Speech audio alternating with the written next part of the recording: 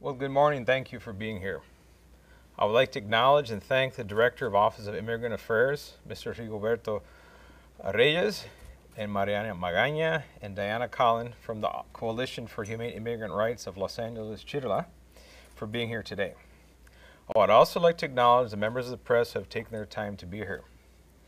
I'd now like to introduce my executive staff who are here with me today: Under Sheriff Ray Leyva, Assistant Sheriff Tim Murakami, Assistant Sheriff Maria Gutierrez, and Assistant Sheriff Bob Olmsted. This morning I am presenting the state of the department, which I have inherited from my predecessor. During the campaign, I stated there were numerous areas of concern related to how they treated the department's greatest resource, which is our own employees. The previous administration treated our employees as if they were a disposable liability, as opposed to the tremendous asset they are to the organization, to all the communities that we serve on a daily basis. As stated in my remarks yesterday to the Board of Supervisors, I firmly believe the presumption of vulnerability is not a lawful substitute for the presumption of innocence and due process. This presumption of innocence is taught from day one in the Academy and is a standard of conduct for everyone within our organization. This is the guiding principle in everything we do, to include both criminal and administrative investigations. It is unfortunate others choose to characterize my commitment to follow due process as somehow undermining my commitment to protect our most vulnerable communities, in particular, victims of domestic violence, victims of human trafficking, and sexual assaults. We have conducted a detailed review of various components of the department, and we focused on several key areas and conducted a statistical analysis of archived data in our possession. I believe the information we compiled will confirm many of the concerns that I voiced throughout the campaign. This initial review identified inconsistencies with information released by the previous administration and disseminated by the media. As I have stated, there is a need for transparency and accountability in order to regain the public's trust in this organization. Today is our first step towards this end. We will present the information regarding the department's budget, the morale of the organization, and the conditions within our custody division, including the pressing issues of violence inside the jail system and the presence of ICE within our jails. First of all, we're going to start with our budget. And structurally, we have a $3.34 billion budget, and we have a structural deficit we inherit year after year of $101 million, which all in all adds up to actually $176 million. We've been working very closely with Sachi Hamai from the CEO's office, and she's been very, very helpful in getting us to get back into a break-even point on a yearly basis. However, those structural deficits remain a challenge year after year. And one of the main drivers of that is our unfunded positions. As I said throughout the campaign, and I use that number, 1,500 was a number that I heard again and again quoted, and it turns out the number we have right now is 1,409, which actually is closer to 1,450 as of today. So we were pretty much right on the money in terms of unfunded positions or unfilled throughout the organization. That includes as frozen positions, vacant positions, and this is our current staffing level. This is just for deputy sergeants and lieutenants. It doesn't include the ranks above that. That's one thing that drives it. Now here, our largest contract to date is our court services contract. And trial court funding, as you can see in the red, the blue is the part that is provided through funding through the state, through the contract. What's in red is what is not covered by the contract, and we subsidize it at the county level. Our local taxpayers are subsidizing a state endeavor. And you can see year after year that deficit is getting larger and larger. This last fiscal year it amounted to $70 million. So the total is actually very large. Just under 294 is the deficit, for a total of 1.2 billion over the course of the last 6 years. And we'll be in the process of renegotiating this contract in April, and hopefully we'll arrive at an amicable solution where we at least break even in the services we cover, and we'll find ways to obviously lower our overhead costs and find ways to make it cheaper. Now, another part on that's going to contribute as a driver on our budget issues is staffing shortages. And the two biggest areas of staffing shortages are workers' comp claims, which are your injuries, and then relief of duty personnel. And you can see it's about 250,000, 750,000. And it's a total of 1 million, over 1 million hours lost per year. And that number is kind of staggering because that amounts to 506 full-time employees, their work product lost for an entire year. That's larger than most police departments in the county of LA. So that's a significant driver. Now let's take these apart. Let's start with the relieved of duty number. Now these are the last 4 years, 15, 16, 17, and 18. As you can see, the number grew year after year. And this is driven by executive discretion. And I will say this again and again, when you have an organization as large as ours, 18,000 employees, you don't have massive increases or decreases in the behavior of the entire population. It just doesn't happen. It shifts gradually one way or another. But over time, over such a short period of time, you don't have massive changes. So when you have big swings like that, there's something driving it. In this case, there are executive decisions, which from the start of the previous administration, they took on a campaign of relieving as many people of duty as possible. It came with a price tag, a fairly large price tag. And this number in blue, those are all the positions that went unfilled. And this is a deprivation of services to our county residents. They did not get the services. The amount in brown is the cost of filling overtime behind the vacancies. So this is the total amount that was lost year after year. And over a 4-year period, that's $59 million. Or equivalent to 159,000 8-hour shifts of service. That means less people out there in patrol, protecting our communities, less personnel working in the jails, providing for a safe environment for the inmates and the staff in the jail. So it has an impact. It adds up over time, is the moral of the story.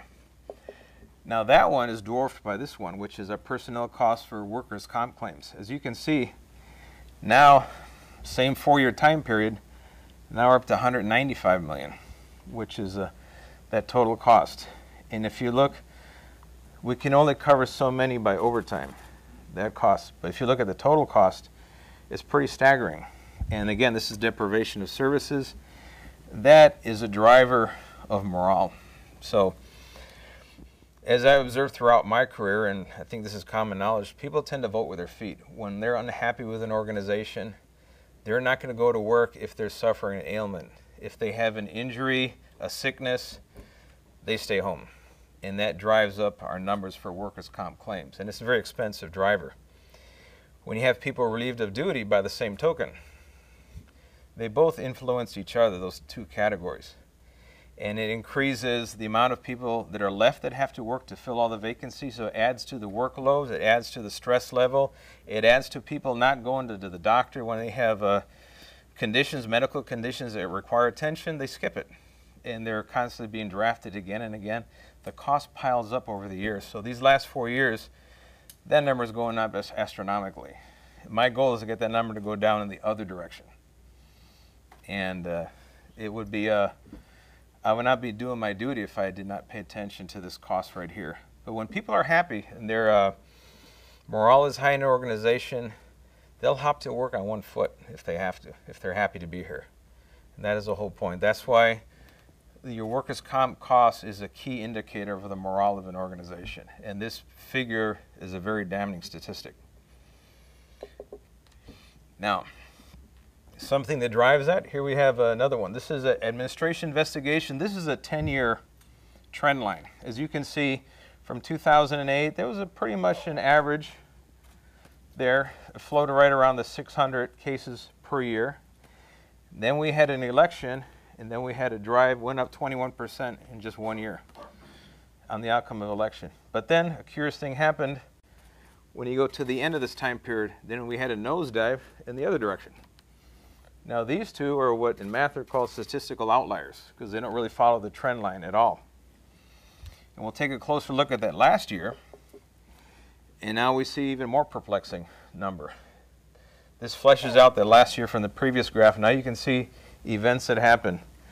June was a primary of 2018. Right here, this red line, that is when I received the endorsement of ALADS. And all of a sudden, all our administrative cases nosedive, all the way down to almost nothing. And as a very, going from 55 a month down to 9 in a month. I'm sorry, I'll stick to that, the same idea. Large organizations behave in very stable conditions. And that number indicates that there was all of a sudden there was a disinterest in pursuing administrative investigations. So the nature is any administration that is opened, it should be done because there's facts presented and an incident occurred that merits, let's investigate the case. When you have politics driving your decision making, that's when you have these artificial ups and downs that has very little bearing on the reality on the ground of what's going on with the organization. And that impacts public safety, impacts morale, and it costs the taxpayer dearly. We can't play games with the lives and the careers of our personnel. We have to be driven by facts. And we have to have a wholesome work environment where people have the ability to step forward when there are issues that can be brought to the attention of their supervisor. They can be addressed promptly at the most informal setting possible so things are resolved, they don't go out of hand. And we lost sight of that along the way. Okay, now we're going to switch gears here. We're going to go into our custody situation. And I'm going to quote my good friends at the LA Times from their endorsement back in October. McDonnell has overseen the reduction in uses of serious force in the jails. Here's another one from May. A key indicator that department reforms are working is that serious force by jailers has dropped sharply. Now, keep that in mind. Now let's take a look at the actual facts on the ground. This is our inmate population over the last 5 years. It's dropped 13%. Still a large number, 18,006 to 16,003, but it's a 13% decrease over 5 years. Steady. Now, this is our mental health population within the jail system. It's increased 66% in that same time period. It's still, this is a small portion of our jail population overall, because that's 5,100 is of out of 16,000. So you have 1 out of every 6 inmates at the starting point of right around here of 2013 to now you have 1 out of every 3 inmates has a diagnosed mental illness, and they're in our care and custody. And with that, so you have a decreasing population, you have an increase in mental health inmates in that same population. So the dynamics are changing within the jail environment. Now, there's outcomes as a result of that. One of them, this is inmate on inmate assaults. Before I get into the details of this, and I know throughout the campaign it was repeated again and again that the measure of violence in the jails is the amount of force the deputy used. I will say that is a one-dimensional piece of information, and the measure of violence in the jails is a 3-dimensional phenomenon. It involves the use of force of our personnel against the inmate population. That is one component. It also involves inmate on inmate assaults. This is another component of a 3-dimensional problem. And the third component is inmate on staff assaults. There's 3 components to that animal. We can't operate in a one-dimensional world. It's 3-dimensional. And this figure is very troubling, a 31% increase, because that means that our inmate population, who I have responsibility of their care and control, their conditions and their environment is getting more dangerous. These are facts on the ground right now. These are hard numbers. Now let's take a look at another quote. The increase in assaults on jail employees is troubling, according to former Assistant Sheriff Terry McDonald. That's an admission, which I'm happy to hear that. The causes are complex and include a changing inmate population, which I agree with. We have a changing inmate population, as we just explained, as well as improved record keeping. That part I disagree with. We have been documenting, reporting, and investigating cases of inmates assault on staff since we opened our first jail, over 150 years ago. We have never stopped doing that. And we present the cases to the DA when we can. We get a filing, we get a rejection, but we always report the cases. And we have hard evidence that says this has not changed on the record-keeping part. Only caveat of that is over the last year, we received word that someone within the previous administration decided to not count gassing And gassing is a crime where an inmate throws bodily fluids, urine and feces, at the employee. And executive told the staff that they were too numerous to stop counting them. So the numbers I'm going to present to you may be an underestimation. We just don't know the degree of that. With that, we're trying to determine right now, but our best estimate right now of what we have is this. 204% increase of inmate assaults on staff since 2013. What are these lines here? This is when the former Sheriff Lee Baca hired Terry McDonald as Assistant Sheriff to oversee our custody operations. This one here is when my predecessor took office. As you can see, each one was marked by a continuous increase in inmates' assault on staff. So this is in a direct opposition to what was reported in many outlets and by the previous administration and unfortunately by other members of the elected officials. This is another component. The third component is this one. This is uses of force. These are significant uses of force, what are considered levels 2s and 3s. From 2013, 99% increase. The exact opposition of what was so dutifully reported by the news media as somehow being the hallmark of the previous administration. I'm here to submit to you that the exact opposite has happened. We were well aware of this on the campaign trail. We had not just the anecdotal information, we had a lot of insight from personnel within custody saying that the conditions are destabilizing. It's a dangerous place. People don't want to be here. Inmates are scared to be here. Our volunteers are afraid to work there. I have nurses who have to endure a gauntlet of sexual battery just to get their job done. All of these things add up. You notice here, 2013, you have somewhat, they're both very close together. And that is a point of departure. And this point right here statistically is very significant because what you had, and this trend line goes back further, is that you had an action and a reaction. Inmates assault a staff member uses force in their defense or the defense of others, restrains the inmate. So you had pretty much a one-on-one relationship.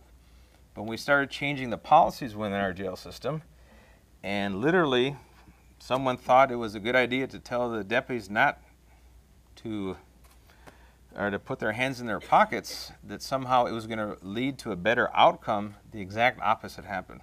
We ended up with higher level of force by the deputies because now they're responding to greater and greater incidences of inmate assaults on staff.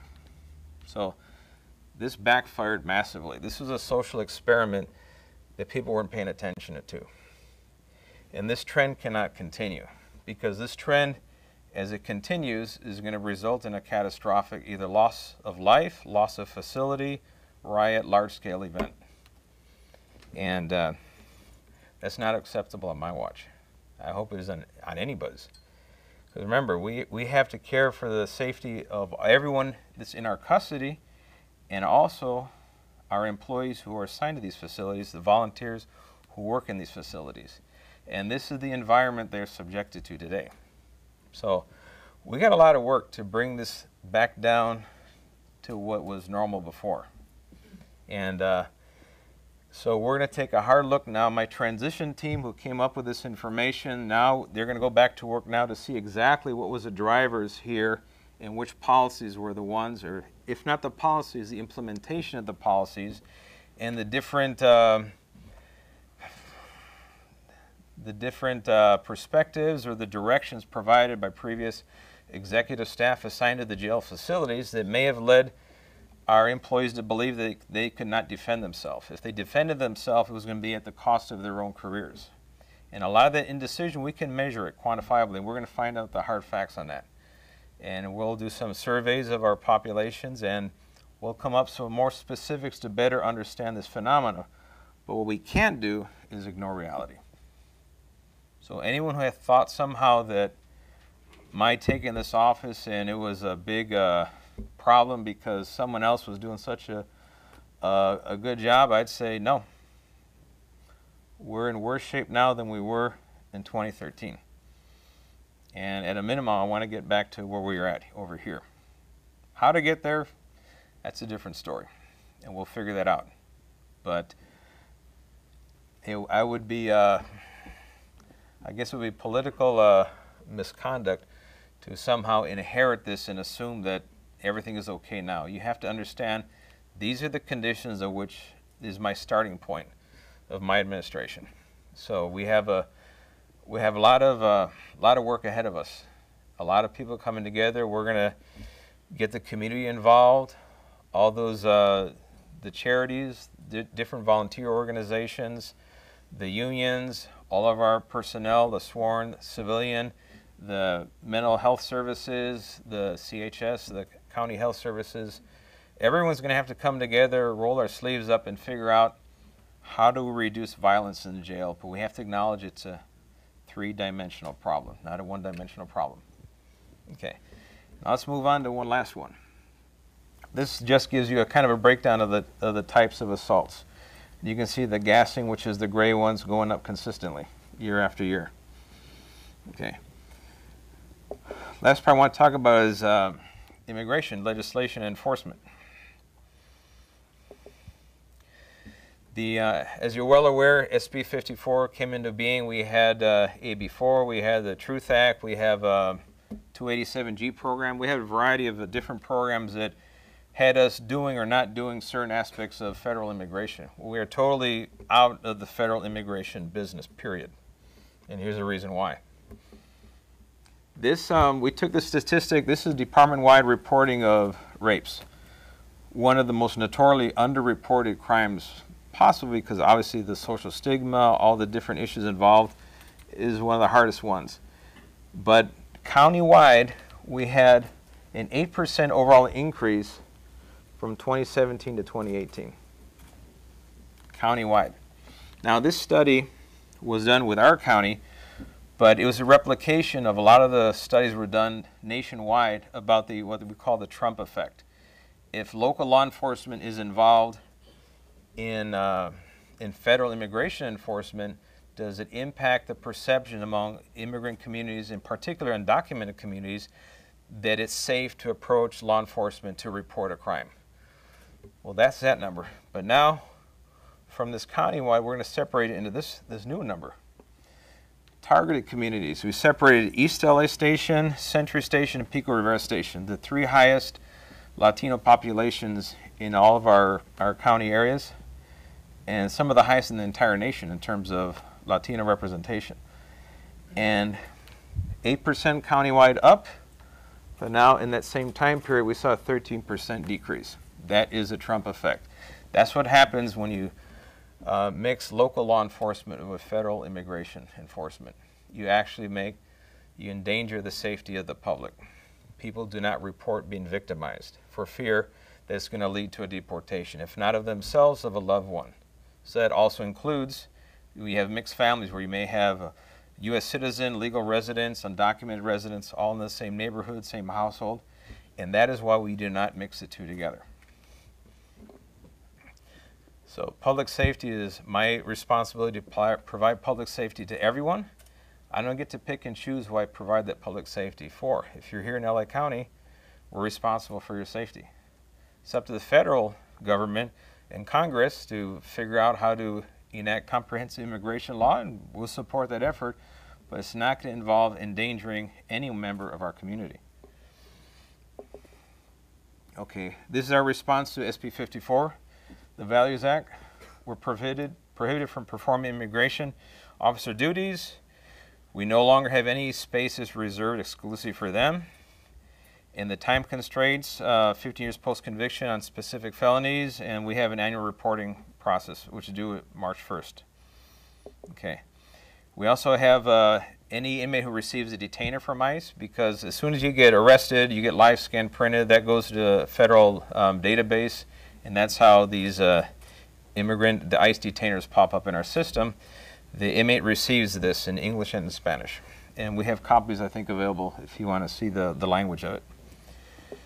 And this is my directive. In order to be full compliance with SB 54, effective February 1st, 2019, ICE agents will be prohibited from entering any Los Angeles County Sheriff's facility, be it jail, court, or a sheriff's station, for the purpose of conducting civil immigration-related matters. We will be using, obviously we're going to continue to transfer to the custody of ICE those who qualify under SB 54. And if ICE agents have a judicial warrant for any inmate in our custody, we're going to treat them like any other law enforcement agency. We will, of course, honor any judicial warrant.